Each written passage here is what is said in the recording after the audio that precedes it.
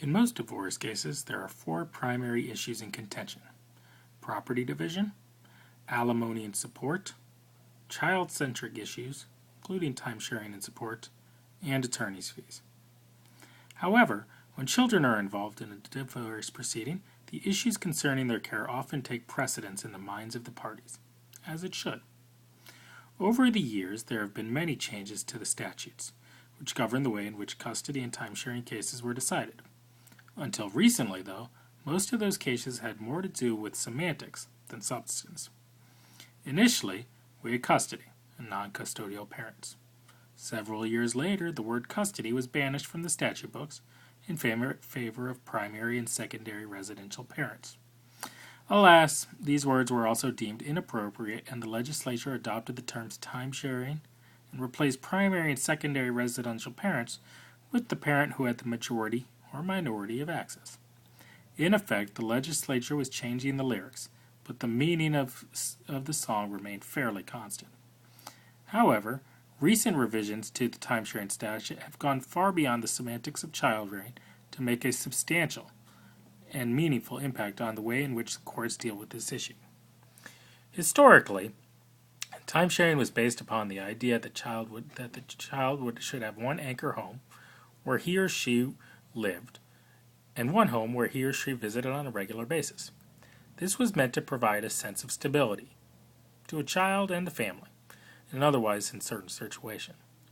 In fact, prior to 2008, the legislature created a presumption that rotating custody, 50-50 timesharing, was not in the best interest of the child.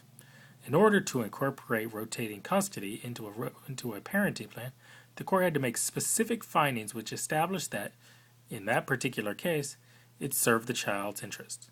For example, the court would need to find that the parents lived in close proximity, communicated well, and could smooth the transition in order to ensure that nothing, schoolwork, extracurricular activities, fell through the cracks.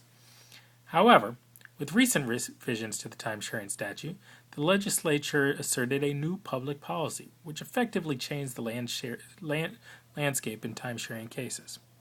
It is now the public policy of the state of Florida that children should spend as much time as possible with both parents in order to forge and maintain a strong and lasting bond.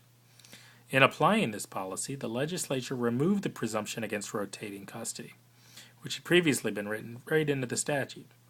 As a result, while the new statute does not explicitly state that rotating custody is the default or should be granted, or even that it's in the best interest of the minor children, the practical import of this change was that many judges now believe that timesharing should be rotated on a 50-50 basis unless there's compelling evidence that it would be harmful to the child. In other words, it now appears that there is a de facto presumption in favor of 50-50 timesharing. Only time will tell if this new legislative scheme is ultimately in the best interest of the many children who are forced to go through the divorce process. In the meantime, from a legal, political, and sociological standpoint, it's extremely interesting to note how a simple change in a statute, one which was more implicit than explicit in nature, and which was passed with little public knowledge and input, can effectively change decades of precedent and policy and affect thousands of lives in a very meaningful way.